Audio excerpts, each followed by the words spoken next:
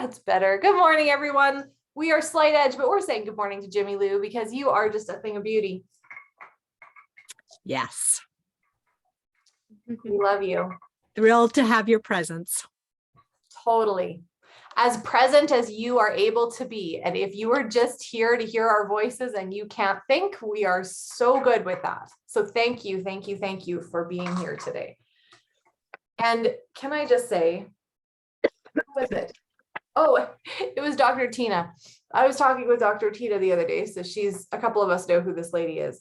And I made some comment about how we should hop on Zoom. And she's like, oh, you do not want to see me like this. And I'm like, we're doing Plexus. We show up like this often. Like, it's fine. And Jimmy's showing up from a hospital room. So I am just going to take all my excuses now for not feeling like I can turn on a camera and show up and be like, if you're sitting in a hospital, would you feel like turning on your No, but Jimmy's doing it. I can do it too.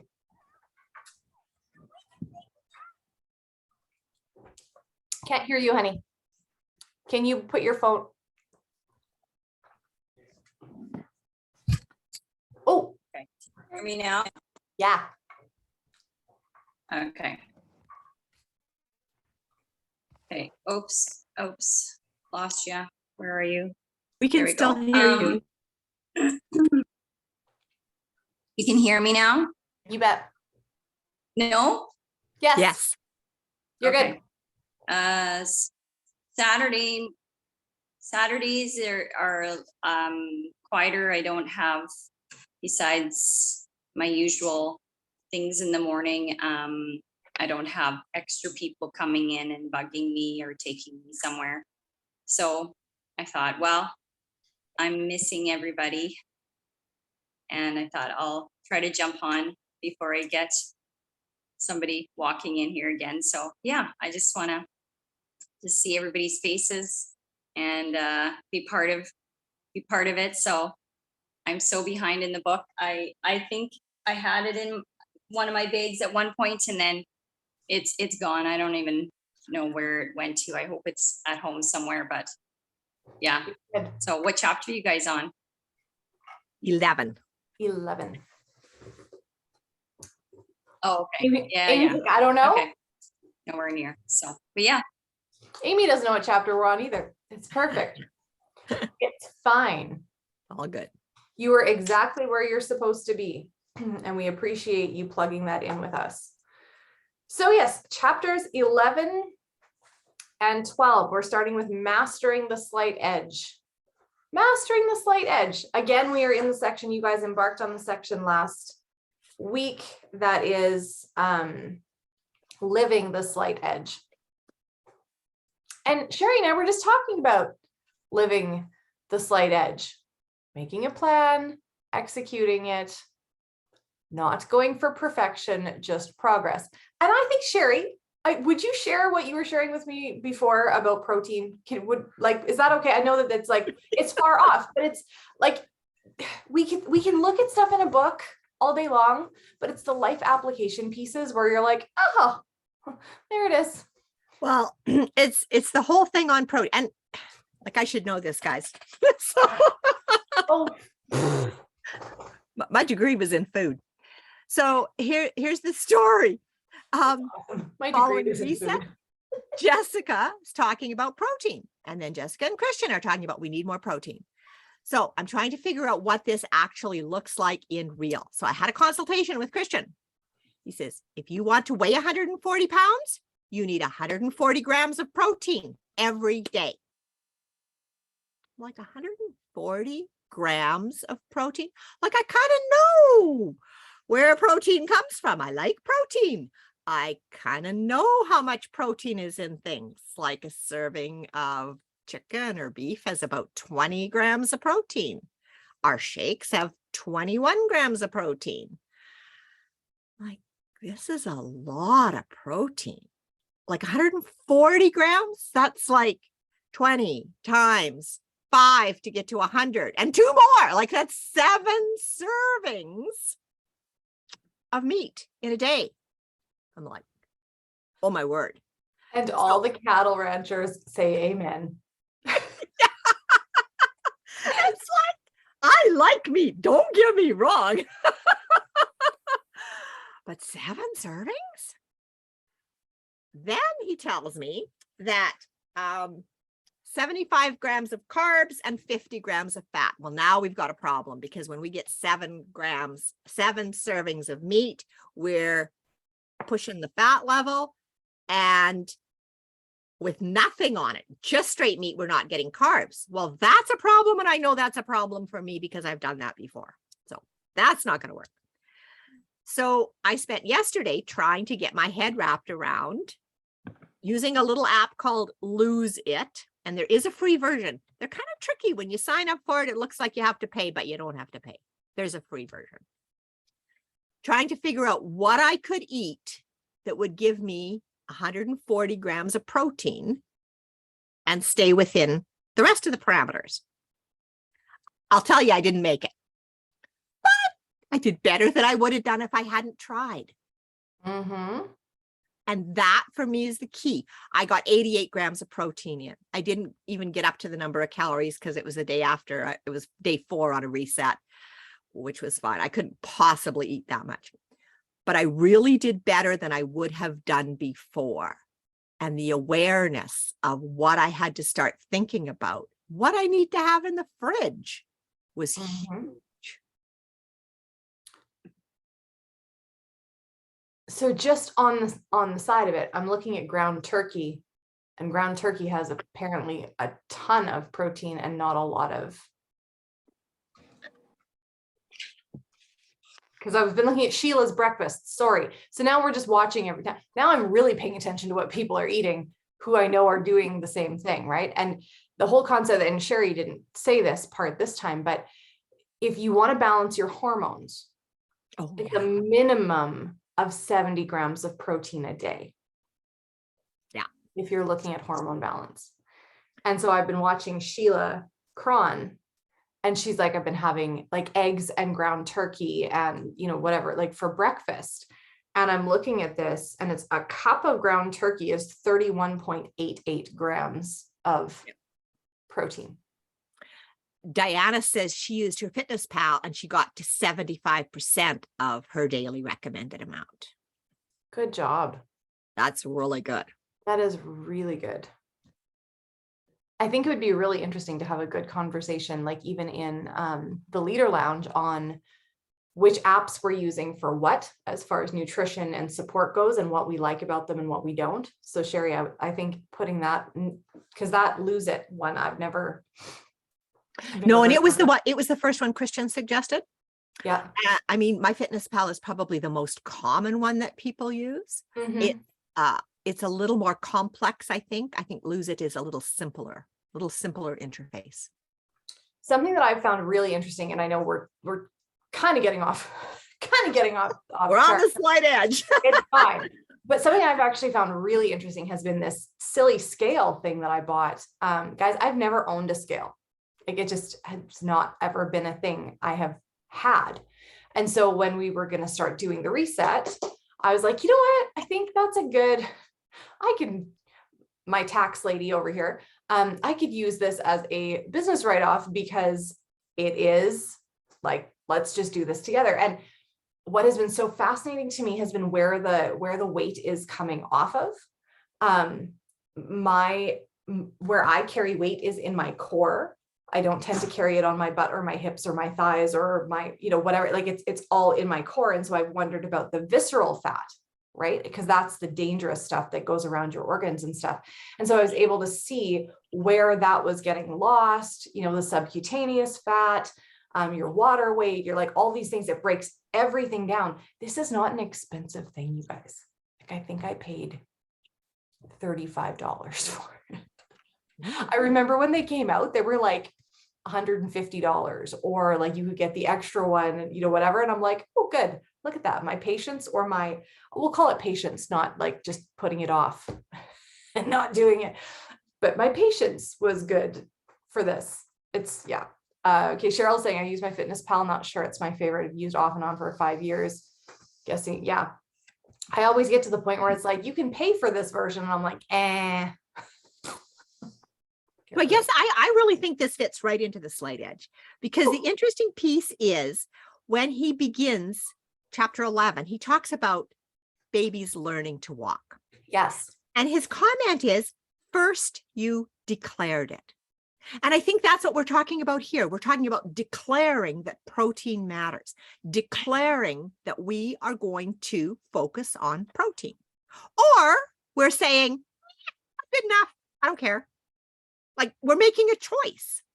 And so I think it Go goes back a little bit though, too. I think we're declaring that we matter.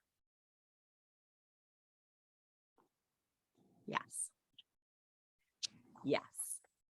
Sorry, And anyway. it Let me go and it back. also fits in to a little bit later in the chapter where he's talking about knowledge and action. And one without the other doesn't do anything. Mhm. Knowledge without action doesn't move anybody forward. But action without knowledge, that's the wrong finger to use, isn't it? I was waiting to see where we were going. Not. So yes, Sherry, knowledge without Got action, it. your degree in food, you had the knowledge for however long.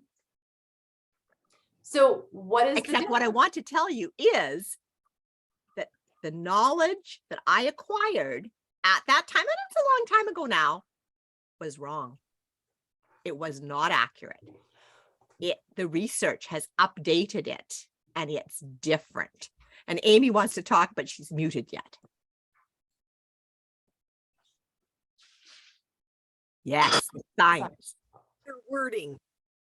The science has evolved. It wasn't that it was wrong at that time. It was the using the knowledge that we had at that time. And And we've shifted. Yeah.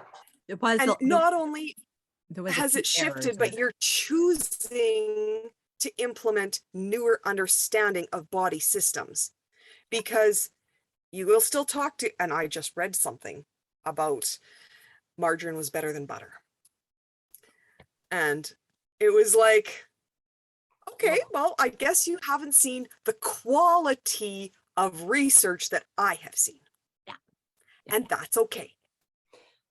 And this heads us into core beliefs. And this is something Sherry and I were talking about earlier this week, is how interesting these core beliefs are, right? So, man, Sherry, we're picking on you today. I'm so sorry.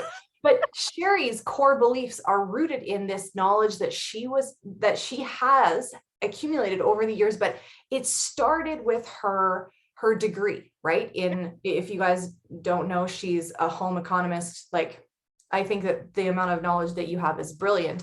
And even though you understand that the science has evolved and you've learned other things, when the rubber meets the road, those core beliefs are set, right? And I was even talking about last week, you guys were here on your own because I was really sick. We still don't totally understand why. And even though I know the natural health stuff and I have progressed in my knowledge, and my dear husband has come along for the ride, God bless him, his core belief system and his knowledge starts in the medical background that his family has had and all of those things, right? Yeah, Jimmy, gives you margarine in the hospital. My husband brought in a cooler full of good food and a block of butter. I've actually been thinking about you. I'm like, oh heavens, this whole great for you diet is going to be out the flipping window. Wait until they walk in with a box of Ensure for you. I hope they duck. Well, and I guess it like page 177, we're flipping all around, but that's really, he says, the trouble with the world, wrote Mark Twain. It's not that people know too little, but that they know so many things that ain't so. Oh, I know. I love that. And that to me is the key. It's that our brains are getting filled with things that are not so. It's like Amy said, the quality of the research. When they told me margarine was better, I questioned the research even then, but it was certainly accepted as acceptable research. Well, and now it's almost like we're running into an issue where whomever it is has camped on this piece of knowledge for so long. Our seed oils are like the extra stuff, and we're having massive health issues, including now here, I can't, like, we're recording this, so I can't even, yeah, anyway. But there's a huge tie. I would encourage you to look for knowledge. Please look for, don't just take it at face value. There is a billboard or a couple billboards in the city that drive me absolutely mental, because it says any UV exposure increases your risk of skin cancer. And I was like, okay, so are you just telling me that if I sat in the dark, I would have zero risk of skin cancer, but if I went outside for a minute in the sun, it would increase? Okay, well, if you really wanted to put it that way. However, if you guys have done any kind of research or looking at this, seed oils are what is greatly they're starting to very strongly suggest or put responsibility on seed oils in our systems, increasing the risk of cancers when you go out in the sun and all of the things. Like, it's crazy. However, you wouldn't want to use a fat, right? Like, it's just absolutely insane. But going back to this whole knowledge thing on that, the Mark Twain comment, I don't know how many of us have, I'm looking around, or even ourselves, right? My kids love YouTube, bless them. And oftentimes they're watching stuff that I'm like, why? Like, the whole concept of watching somebody else play a video game, but not just like sitting in somebody else's living room and watching somebody else play a video game, but they're literally sitting on YouTube watching a stranger play a video. And I'm like, I feel like I just got dumber with that thought process. Like, not even just actually watching it, like even entertaining that in my brain just seems absolutely ridiculous to me. So I will say to my kids, okay, is what you're watching making you smarter? Like, sure, we can read something stupid, like you can read a comic book and it makes you laugh, which, I mean, that's healthy anyway, but you can do things that are just like fun brain garbage. Like, sure, go for it. But all the time, like, are we learning things that are making us smarter, or are we learning things that are just confusing us and making us dumber? Is it pushing you towards the slight edge, or is it pushing the edge further away? We're going down. Yeah. Are we going down? That is a really good Yeah. question. Are we So- on the downhill slide or the uphill? Yeah. So mastery begins the moment you step onto the path. Failure begins the moment you step off the path. That is the first point from this chapter. And I think it's really good to remember that as long as you're on the path, you're still on the way to mastery. If you pull yourself out of the game, that is the only way you fail, right? Again, you go back to Edison, how many times he failed at creating what he'd set out to create. No, he just found, what was it, like 1,100 and some different ways to not make a light bulb. But he was successful at that, and it was still moving him towards success.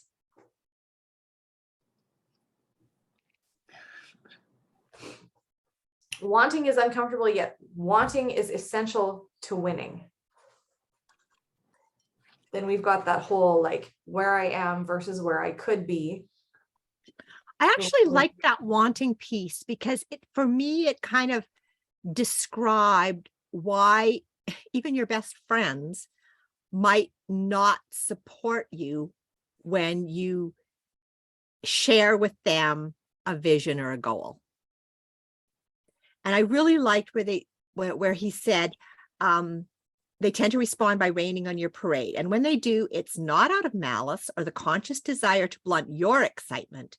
More often, it's simply a form of self-defense. They'd rather not hear about the vision you have because it reminds them of the one they lost. Mm-hmm. And that to me was really helpful in thinking about how careful you need to be about who you share big goals and big visions with.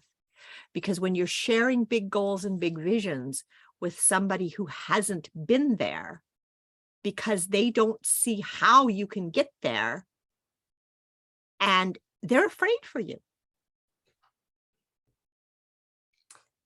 I'm going to interject a little bit of Holy Spirit learning into this. Sherry and I have gone on just quite an amazing journey this last week with, if you guys haven't heard of Dr. Tina yet, we should tell you a little bit more about her.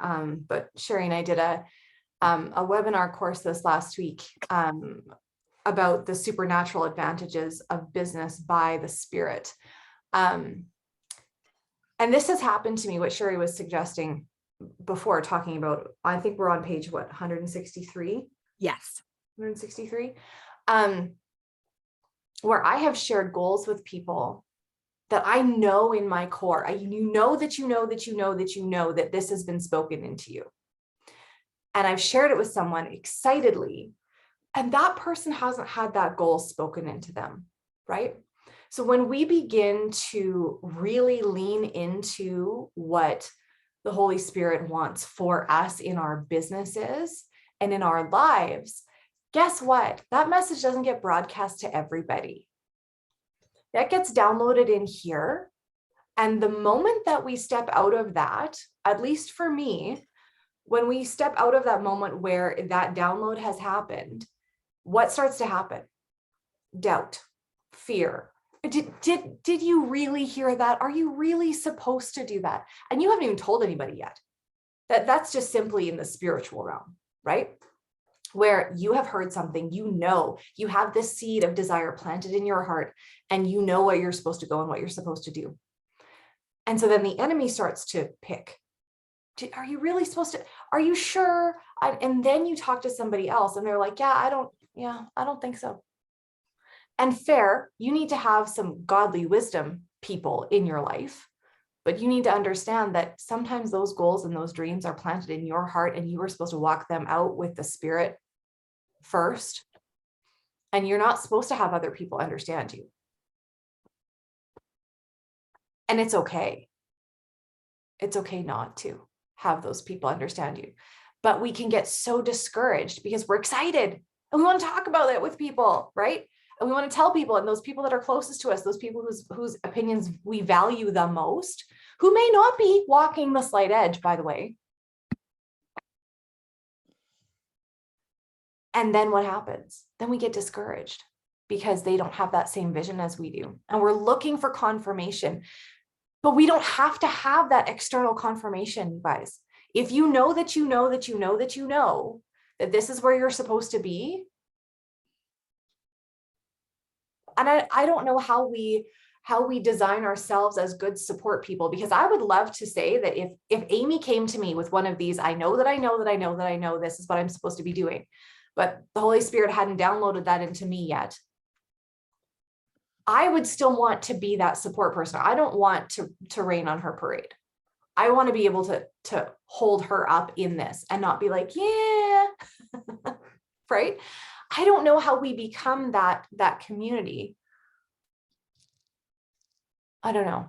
I'm walking this out in my brain as it's turning.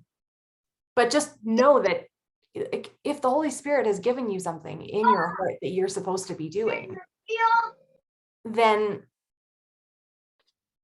you need to walk that forward.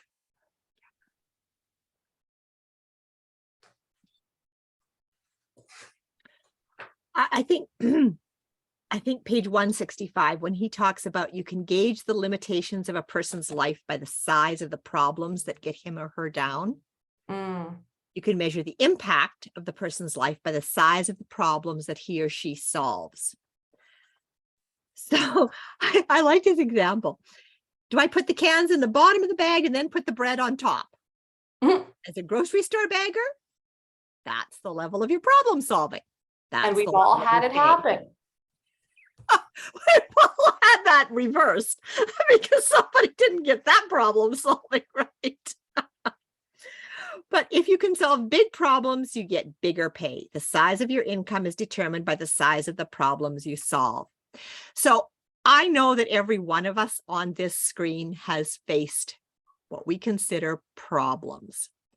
And so I'd really like to encourage you to think about the bigger the problem, the What? more valuable you're becoming. Yes, Cheryl. What? I think that was an accidental unmuted, but, Oh. but I think Cheryl probably has some good illustrations for us. That's what I was thinking, that she might have an illustration for us. Okay, get away so I can talk. Cheryl, you're just There she is. unmuted.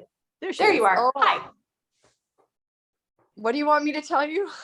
There's a It's problem okay. here. We're Okay. fine. You were exactly where you're supposed to be, and you emphasized exactly where you were supposed to. It was perfect.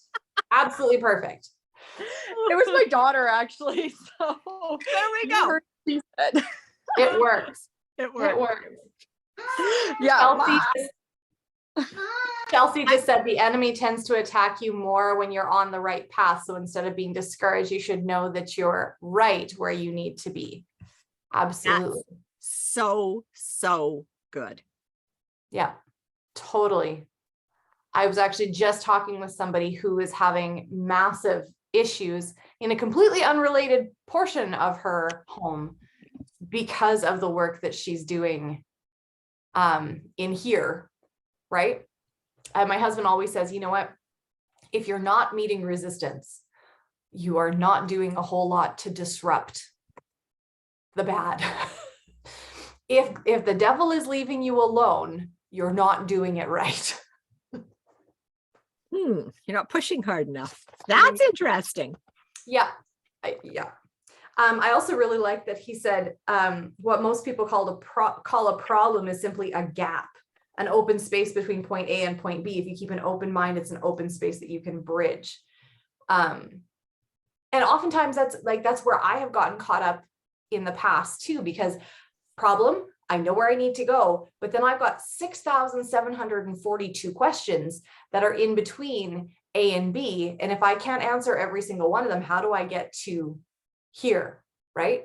Instead of, what we're learning in the Slight Edge, where it's just like, just roll up your sleeves and you just start solving and you start moving towards, right? And I also loved how we talked about the spaceship. Okay, where are we with that spaceship? With the shuttle, where they were talking about how, that's in the next chapter. I think it's the next chapter. It's okay, but it still applies. We're still on the Slight Edge. It still applies that it was only 1 minute out of every 30 that space shuttle was actually going the right direction, the entirely right direction, right? And you just think, wow, if a space shuttle really can make that many mistakes and still get to its destination, perhaps I'm not doing too bad. Perhaps I'm not doing too bad. There was something that I just saw here that I wanted to, the funeral thing. Okay. Can we now just say, this is our example from now and forevermore. So for those of you who don't know where we are on this illustration page, bottom of page 168, where he talked about that only 10% of people, was it 10% or 10 people? It was 10 people. 10 10 people people. cry. On average, only 10 people at a funeral will cry. When we pass away, only 10 people will be so emotionally moved that they will be crying. And then it goes on to say that 50% of those 10 of the people, 1 in 10 or fewer people had yanked their hankies and honked their schnozzes at my funeral was over. The number one factor that would determine how many people would go on from the funeral to attend the actual burial would be the weather. If it happened to be raining, said the article's author, 50% of the people who attended my funeral would decide maybe they wouldn't go on to attend my burial after all and just head home. So you've lived this beautiful, wonderful life. Only 10 people are moved to tears at your passing to say goodbye. And then they do not continue on. If it's raining, half of those people decide to go home. So his whole wrap up with this thought process is, why do I care what people think if only 10 of them care enough to cry for me at my funeral, right? I love this because he's like, why do I care about rejection then? Like, Exactly. Why would I be concerned? But the really thing that to me, the really key was, who has long funeral processions Yeah. where thousands cry, where millions mourn? Those who are willing to do what others are not willing to do. People who were rejected. People who stepped up and got told no. People who had rocks thrown at them. People who lived existent or who existed to leave a legacy, right? And when we talk about Plexus as being a legacy company, right? And I was actually thinking about this, totally aside. I started watching something stupid on television last night just because I was zoning out. And it was like the history of Victoria's Secret. And this is the whole, like, I find companies fascinating. I really do. And I hadn't realized that their founder had, Les Wexler, had actually created very similar culture to what we tap in with Plexus, in that they had annual meetings where it was like a convention, right? And then they had their founder come up and they had their founder talk, and whatever. And then I started thinking about how important it is who's steering the ship and what their vision is, but then people's buy-in to the person, right? How they live their lives, all these things. Then I started thinking about Alec and Tarl and how there's only Alec and Tarl. Like, you couldn't replace them. Like, you really, really couldn't. Like, these men are phenomenal men. And then I started thinking about this in this thing and going, these are two men who, when, Lord willing, it be years and years and years and years and years from this date, but when one of these men pass away, these will be some of these people who people mourn for. There will be hundreds and thousands of people, because they have chosen to exist in a space where they matter, what they do matter, and they empower people to do things that also matter. And my goodness, did I ever end up feeling, who knew from watching Victoria's Secret, feeling so blessed to be in the company that we're in, because these men have chosen to live a life of promising existence. Like, it just, yeah, they are the slight edge. They live the slight edge. And I think that leads us perfectly into chapter 12, which says invest in yourself. And every person on this screen is investing in themselves with knowledge, with book club, with their health, with their supplements, all the things. And so With this their chapter, protein? With their protein? Yes, please. their protein. But this chapter I found really, really good, because he started with, give me 6 hours to chop down a tree and I'll spend the first 4 hours sharpening the axe. And that's really what everybody here is doing in the time that we spend on Saturday mornings, is sharpening the axe. So yeah, I think this chapter is just is what we're living and what we're exemplifying. But a really cute one, page 178. Here's a little pop quiz. So I'm going to ask you guys the pop quiz. And I want you to put a number. I want you to put a number in the chat. So here's the thing. All of you who've read it know the answer. You're going to give a number. All of you that haven't are going to give a number. You might all be right, but here we go. 5 frogs sit on a lily pad. One decides to jump off. How many are left? I'm going to give you just a little time to put it in the chat because I want to see the numbers coming up. Left where? On the lily pad? 5 frogs sit on a lily pad. One decides to jump off. How many are left? That is all you get. That's all you get. No explanations yet. Okay. I see some numbers coming up. Keep going, guys. Keep going. Keep going. So what he says after that, if you answered 4, your math skills are fine. Perfect. And I know we have a lot of math people here. I am not one of them. Fours are all the math people. Unfortunately, this isn't a math problem. This is a life problem. The correct answer is 5. All 5 are still sitting there because one frog only decided to jump off. He didn't actually get into action yet. He hasn't actually done it. Don't you? It's like a gotcha thing. Good job. Oh, I read this and I'm like, decides. What does decide mean when he's thinking about this?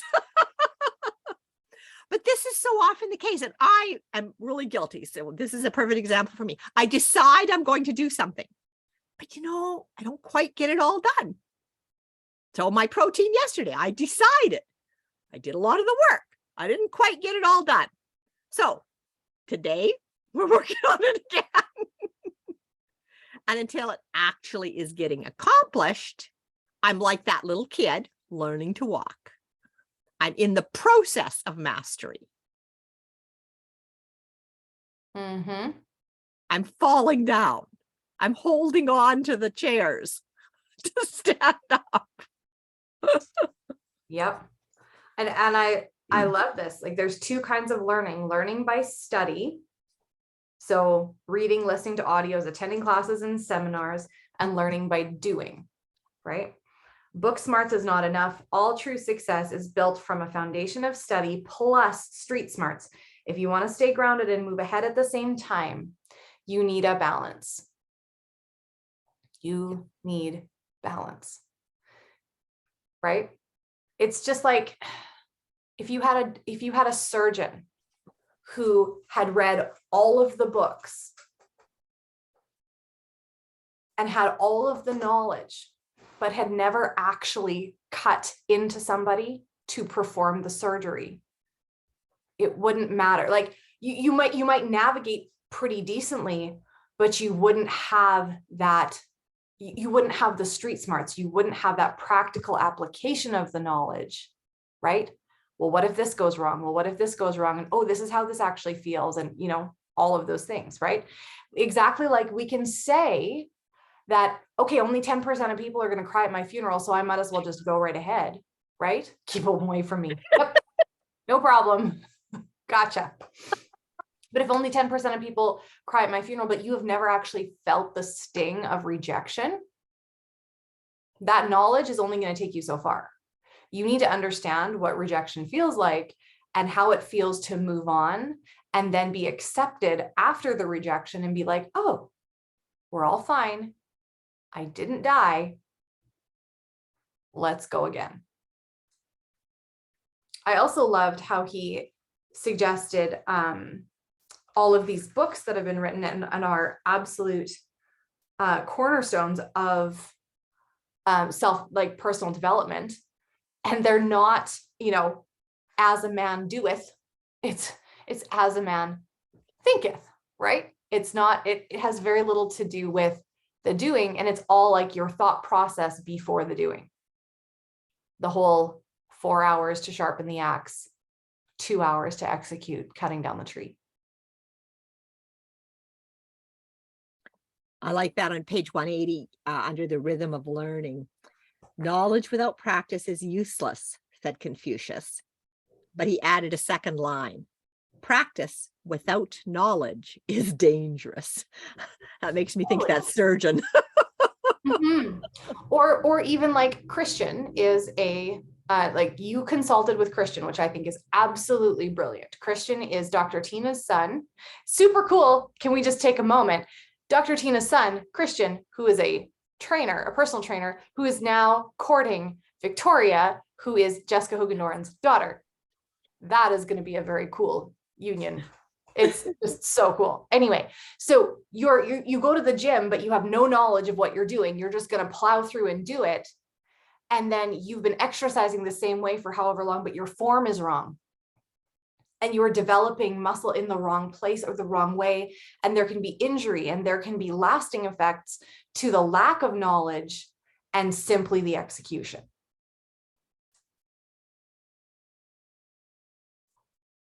I'm gives a so cool glad. li- yeah, he gives I a was just cool gonna say, I'm little so glad that example. we have brilliant people in our midst that can kind of like correct us in all of these different places. He gives a cool little example of learning and doing and learning and doing and learning and doing. And then he says, it's a never ending cycle. Like climbing a ladder, right foot, left foot, right foot, left foot. Can you imagine trying to climb a ladder with only your right foot? It doesn't matter if your left foot isn't as strong, isn't as good, isn't all there yet, but you need it. Just a So little. it's okay if there's more to learn, there's more to practice, there's more to do, but you need to keep doing both. As I long thought as that you was stay really on the cool. road. As Yeah. long as you stay on the road.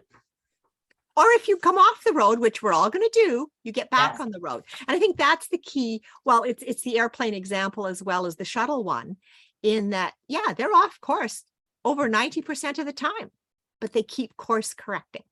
Yeah. And that's what we need to do, is keep course correcting.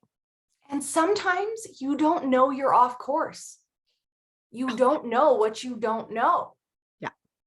And that's why it's so important to continue coming back to book club and trainings, right? It's like this is the sweet spot here. And then you kind of go off the course, and then you have an idea that pops up here.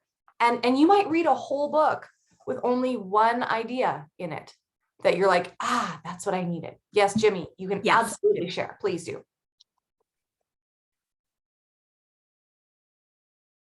Can't hear you. Hold on. You're muted. There you go. Sorry. It just goes back to practicing. And then when you spin, somebody's probably going to come in pretty soon. I'm beeping. I have to get blood drawn every single day. And the one morning, this gal came in, and you could just tell she was newer. And I'm like, oh, this is my body. I really don't want you trying to figure out how to draw blood for me if you're new, right? So she's like feeling too long. Most of them are just like, oh yeah, done. And so she poked me once, and she's just like, oh, I'm not getting enough. And I'm like, oh gosh, no, please, I don't want to be poked again, right? So she kept trying to, so she took it out, and then she kept trying to feel around, and I'm just like, oh, please. I said, okay, thanks. I'll maybe just, if you want to just wait a bit, maybe something needs to change, and then you can come back and try again. But like, yeah, that whole, practice thing is sure, practice on somebody else, but not on me. So but it was okay. I made it through, but I thought that was an example of that. Mhm. So, but I was going to say one other thing about rejection, and something that came up in my life just this week. I had somebody who I thought, kind of rejected me. And here she sends me a message this week, and was, I didn't really, I just, I kind of put it out of my mind. I said, bless and release this person. And here she sends me a message, and maybe some of you guys have seen, there's a go send fun something that my friend put up. But this gal put it on her page, and I thought we were kind of done. And she's like, oh, no, I want to help you. I want to do whatever I can to help you. Like, okay. You kind of burned me before, but sure. Like, if you want, I thought I was kind of felt rejected. But you know what? You never know. Sometimes people reject you, and they don't even know why they're doing some of the things that they're doing. And it's a season of life and whatever. And you just have to bless and release, and just keep moving on, and don't worry about it, right? Just let it go. And you never know what happens later on with them. So yeah, I thought that was pretty cool. So yeah, we kind of started talking a little bit again. And so, but I got my boundaries, right? because I'm not ready to totally trust yet again. But yeah, That's awesome. I'm also just going to take that second and say, hey, by the way, speaking of boundaries, this is the book that we're doing in September. So I'm excited for that. Such a good reminder. Amy, were you going to say something? Well, I wish you would. I thought your hand was flying up. That actually reminded me, Jimmy, of one of my hospital stays. I think I had a lot more pain meds than you must be on, because I remember the day that there was a lady that was learning how to start IVs, and I'm like, go for it. I can't feel anything anyway. And I think I let her try about 6 times, and then I'm like, I'm done. We're good. But I feel you. Oh dear. I really do like the rocket illustration with it. And I think it's just, for me, I think the impactful piece of it that just keeps rolling around in my brain is this machine is billions and billions of dollars, right? Like it's got incredible technology on it. And it has cost so much money, and people's lives are at stake if it does something really wrong. And they're not stressed about it going off course. They just correct it. By all accounts, you would think that that would be something that should be precise and should always do the right thing.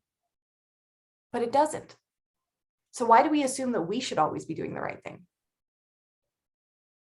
Maybe the right thing is making the mistakes and creating the course correction.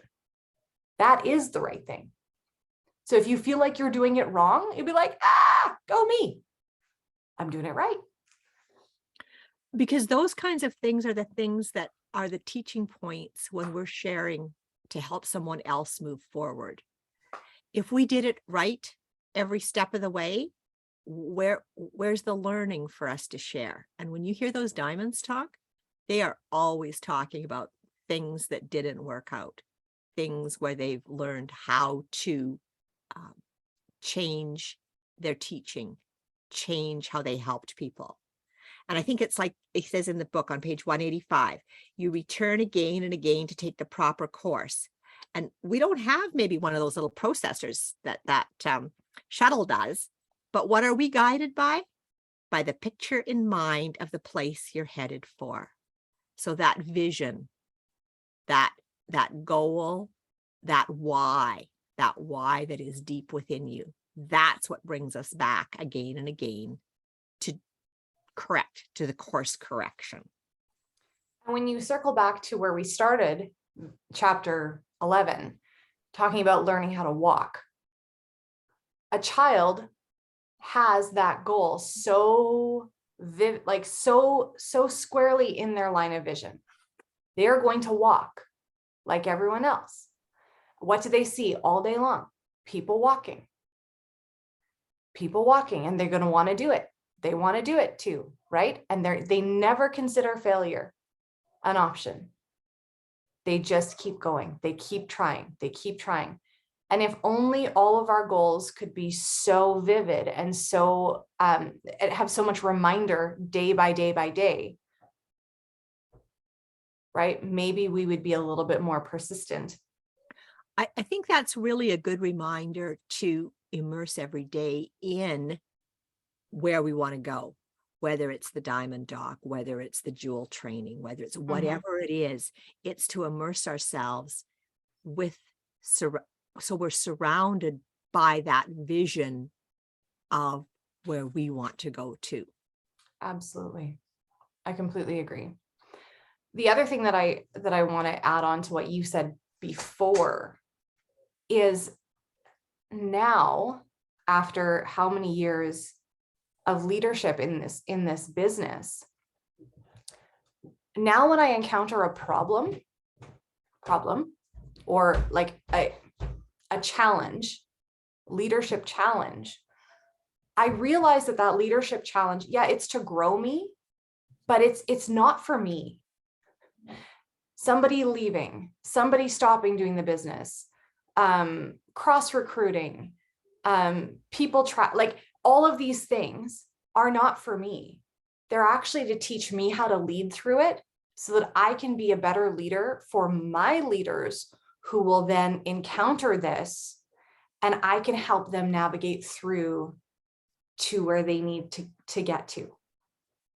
And I look back on all of the years and all of the things that have supposedly gone off course, right?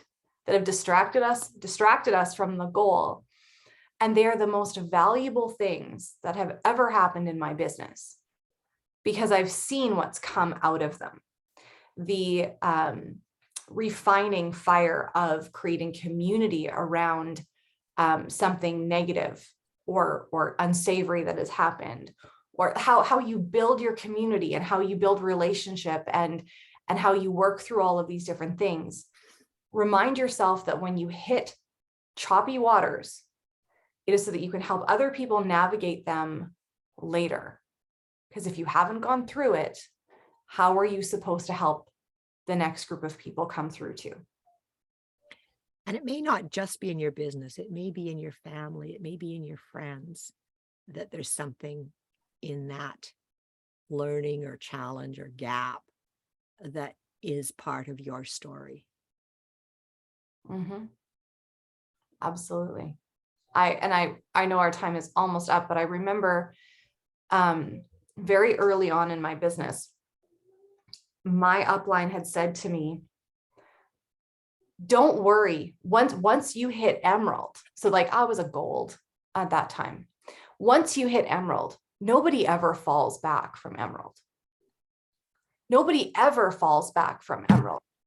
You are set. When you get there, you're set. So you don't ever have to worry. Right. And that was her perception. And so I remember working to this point, and we hit emerald. Well, the first time that we went for emerald, we ended 35 orders away. And I'm going to tell you, we didn't stay 35 orders away from emerald. We slid way back to the point of being in a little too close to losing senior ruby points. So if you don't know what this is, emerald is 1,500, senior ruby is 750. So we had been at 1,384 and we slid back to the 790s. And I was like, oh, but I thought nobody ever slid back from emerald. There must be a magic threshold that I didn't pass over with 35 orders, because apparently there's some magnetic force that keeps you from losing it. And then I started to realize that that wasn't the truth. And by losing almost half of my business and then coming back to it and hitting emerald, and then losing some ground again, and then going forward over the threshold of emerald and never losing it again from that point, I have learned so much. And it's so important that we talk about these things and we don't create fantasy surrounding this kind of stuff, right? This never happened. Oh, it happens. It does happen, right? Everybody's journey is different, but everybody's journey is purposeful to teach you what you need to keep going on the journey. At the time, I wish it had never happened. Now, sitting where I am thankful for every point lost and gained, and lost and gained, person who have left, people who have come back, and that for more people than not, it's a revolving door. They go and then they come back, and then they go and they come back, and it's okay. It's actually okay. And when we stop holding on to things like this and we start going like this and be like, you know what, it's all right. It's that closed-fisted versus the open-handed blessings, and realizing that everything happens for a reason. It's all about us getting to where we are supposed to be. And as long as our focus is on growth and continuing to get on that path, every time we stumble off of it and get caught in the bushes, right? It's let's just keep coming back onto the road. Just keep coming back, right?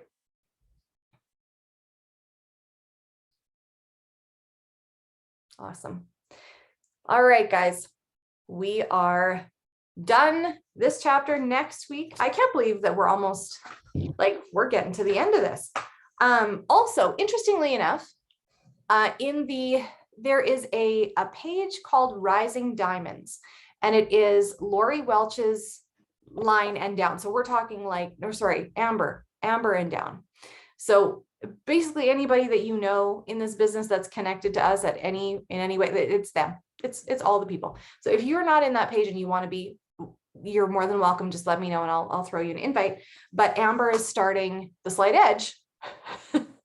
I think it said Monday. I think Mondays. Yeah. Mondays. And so they're going through this again. And something that I really have found valuable, I've been able to catch a few of them, is that we've done the 5 levels of leadership, but through Christina Williams and Brittany Howard's team. They've been leading it. And so their angles on it are amazing and so different to even what we've talked about. And so if you want just an extra little like icing on the cupcake, go and be part of that, even just to listen in. And I think that they're plowing through it much faster than we did, but about 3 chapters a week. Yeah. Good reminders, but this is a book that has caused massive ripples. Even though they're simple concepts, sometimes it doesn't have to be complicated new learning in order to create massive change. They're starting August 1st and it's 7 p.m. Awesome. On Mondays. That's really exciting. And then don't forget that we start Go for No middle of August. We're still looking at what that's going to look like. It's only 2 weeks because it's a really short book. We know how many of you like to come. We're warning you now to prepare yourselves. There will be actionable steps with it. So just, you need to actually do the thing and then do the do, right? Kind of how we just talked about. Even if it's the 60-40, totally fair, but there's going to be some doing involved there too. So we will see you next Saturday morning for book club, but we'll see you on Tuesday night anyway for our regular team call. And you are all more than welcome to join us. Work and Worship happens at 9 a.m. Monday to Friday on Eva's Zoom number. If you guys want to be added to the chat, and even if you don't work, you are welcome to just come on and listen to the worship music, listen to the training that happens there. You can turn off your video and mute yourself and just be in the space with everyone. And we would love to have you. So have a great Saturday. Always love starting off my weekends with you guys. Bye. Thank you for joining us, Jimmy, and everyone else, but her especially. No offense. Love you.